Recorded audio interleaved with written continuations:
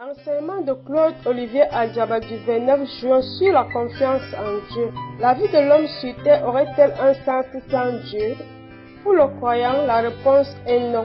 Parce que l'œuvre de Dieu n'est pas un fait du hasard. L'homme qui est au centre de la création a reçu de son Créateur le pouvoir de soumettre la terre, comme il est écrit dans Genèse chapitre 1, du verset 27 à 28, je cite. Dieu créa l'homme à son image. À l'image de Dieu, il le créa. Homme et femme, il les créa. Dieu les bénit et leur dit, soyez féconds, multipliez, emplissez la terre et soumettez-la. Dominez sur les poissons de la mer, les oiseaux du ciel et tous les animaux qui rampent sur la terre. Fin de citation. Être à l'image et à la ressemblance de Dieu signifie le fait que, doué d'intelligence et de volonté, l'homme peut entrer activement en relation avec Dieu. Une relation couvre tout son pesant d'or dans la confiance que l'homme fait à Dieu son Créateur. À cet effet, il nous vient à l'esprit trois interrogations pour mieux cerner la dite relation de confiance. Qu'est-ce que la confiance en Dieu? Pourquoi la confiance en Dieu? Comment vaincre le doute qui met en mal cette confiance? À la question « Qu'est-ce que la confiance en Dieu ?» il en ressort que la confiance en Dieu est l'aspect de la foi qui, face à l'avenir incertain, s'appuie indéfectiblement sur Dieu, cette roche solide, le refuge assuré. À cet effet, le psalmiste dit dans le livre de Psaume chapitre 90, verset 1, je cite, « Quand je me tiens sur l'abri du Très-Haut et repose à l'ombre du Puissant, je dis au Seigneur, mon refuge, mon rempart, mon Dieu dont je suis sûr. » Fin de citation. Il s'agit là des paroles d'une créature qui a confiance et se sent en sécurité malgré la terreur de la nuit. Ceci traduit un acte de foi. Autrement dit, il croit en Dieu, se fie à lui, s'abandonne à lui parce qu'il est sûr de lui. Il s'agit d'une relation vivante entre l'homme et son Créateur. Abraham est le prototype même de la relation de confiance entre l'homme et son Créateur. Dieu lui fait une promesse. Genèse chapitre 12 du verset 1 à 3, je cite.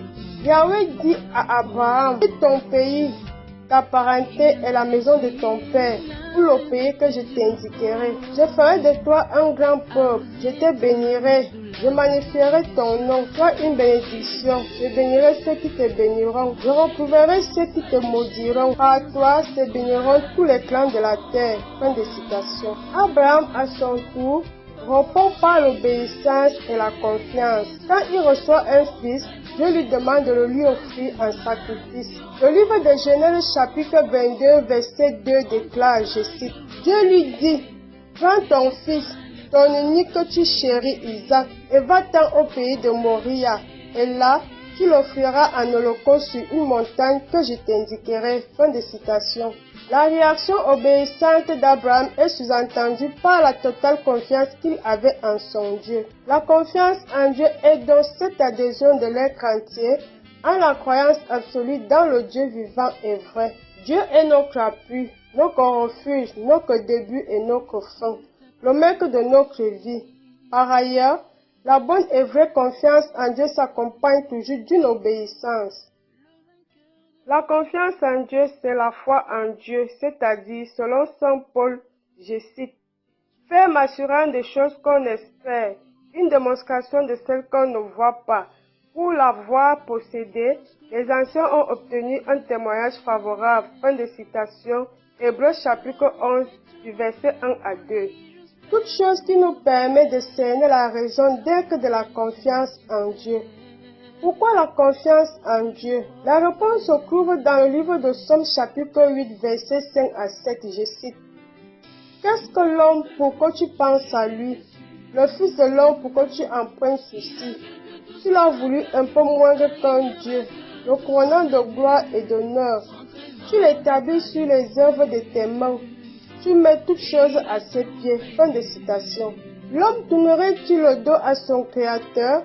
Il lui a tout donné, et pour aller où, si ce n'est qu'à la perdition? Selon les Saintes Écritures, la conduite insensée provient souvent d'une méconnaissance de Dieu. Le psalmiste ne dit-il pas dans le livre de Psaume chapitre 13 verset 1, je cite, « Dans son cœur, Le fou déclare pas de Dieu. Fin de citation. La sagesse voudrait que l'homme reste uni à son Créateur. Une union qui n'est possible que par la foi, la confiance absolue en lui. La confiance en Dieu est donc cette réponse personnelle que l'homme donne à l'initiative de Dieu. Depuis sa création jusqu'à son parcours terrestre, c'est par la foi que l'homme vit. Sans elle, il ne peut subsister. Saint Augustin le confirme en ces termes dans cet extrait du livre des Confessions, chapitre 1, verset 1, je cite: « Tu nous as fait pour toi, Seigneur, et notre cœur est sans repos tant qu'il ne demeure pas en toi. » Fin de citation. C'est en Dieu que nous retrouvons la paix, la sérénité, la sécurité, la délivrance et toute forme de secours. Les Saintes Écritures le démontrent à suffisance. En effet, en dehors de lui, point de vie, point de joie, point de salut. Cependant, nous ne pouvons pas ignorer un élément déterminant qui perturbe toujours cette confiance que l'homme doit avoir en Dieu, à savoir le doute auquel l'homme doit faire face, ce qui nous conduit au troisième point. Comment vaincre le doute qui met en mal la confiance en Dieu? La vie de l'homme n'a jamais été un long fleuve tranquille sur terre. Les multiples difficultés rencontrées ça et là ont souvent suscité le doute en l'homme. Face à une épreuve, le premier réflexe de l'homme c'est de penser que Dieu l'a abandonné. Puis encore, si la difficulté prend du temps et éprouve sa patience, c'est le désespoir qui s'installe et il commence à s'interroger sur l'existence de Dieu, soit sur sa toute-puissance, soit alors sur sa bonté et sa miséricorde. Ensuite, il s'interroge sur lui-même. Qu'ai-je fait à Dieu pour mériter cela? Pourquoi moi, bref, il doute de tout et surtout de l'amour de Dieu pour lui. Erreur. Il convient pour l'être humain d'intégrer que la souffrance fait partie intégrante de son itinéraire de vie et de foi. Par ailleurs, les épreuves constituent un moyen solide pour l'homme de tester sa foi, de l'éprouver et de la raviver. C'est également un moyen pour Dieu de déployer sa puissance dans la vie de l'homme.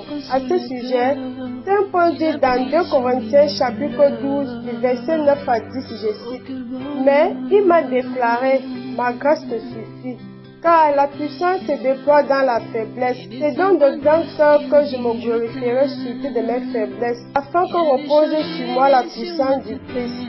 Car lorsque je suis faible, c'est alors que je suis fort. » Fin de citation. Ceci étant, l'épreuve qui se présente à l'homme dans un aspect de la vie ne le prive pas totalement de la joie qui proviendrait d'un autre pan de la vie. Signe que Dieu n'abandonne jamais sa créature. Il lui donne toujours un motif de satisfaction, quelle qu'en soit la nature de l'épreuve. L'homme doit donc souvent s'appuyer sur ces motifs de joie, faire le décompte des bienfaits de Dieu dans sa vie pour ne point sombrer dans le doute. Il doit plutôt se rassurer que Dieu ne l'a pas abandonné et qu'il pourvoira, qu'il est tout simplement en train de vivre une page de son histoire et doit chercher à tirer les leçons et le côté positif de cette page sombre pour la suite de son parcours terrestre. En outre, une bonne vie de prière et de vertu permet de maintenir sa confiance en Dieu.